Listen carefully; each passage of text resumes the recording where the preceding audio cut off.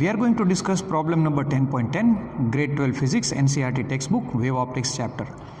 Now they are asking us that estimate the distance for which the ray optics is good approximation for an aperture 4 mm and the wavelength is also given. So now this is a problem for single slit diffraction, and this is the aperture of the dimensions A, and we are also given A as 4 mm, yes, and we are also given the wavelength as 400 nanometers. Now you have to understand what is happening over here. See, first of all, this is a very small aperture, all right. So if you consider ray optics, in ray optics the light rays are expected to go straight.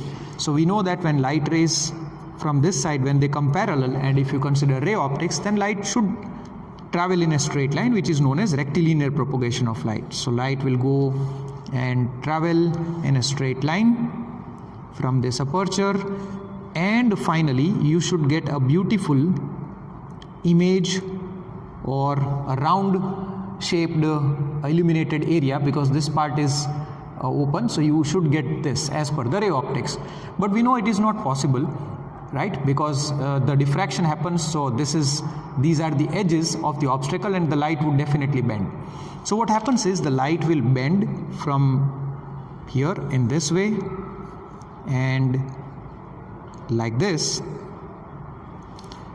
So you will get a diffraction pattern which is bit spread out, so light spreads out, and this is what we call as central maximum.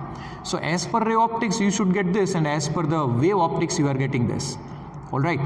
So if I bring the screen closer and closer, you see at this location somewhere over here, if I bring the screen in front, what is going to happen?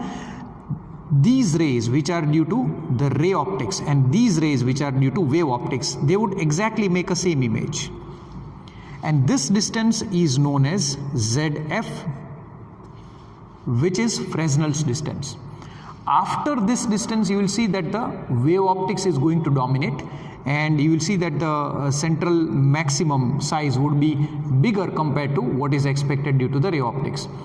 Below this one you will see that the ray optics is going to dominate, and above this distance wave optics is going to dominate. I hope you are understanding.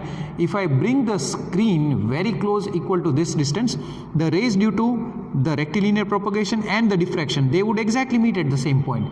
But if I bring the screen suppose here, then due to diffraction I should get a very small dot, but due to reflection, I mean the rectilinear propagation, I should get a bigger image.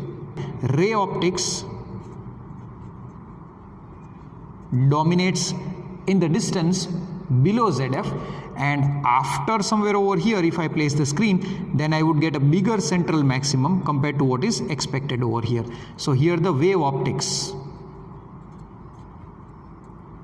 dominates. So this is the, we can say a borderline, right, where the ray optics and wave optics, they both agree to each other.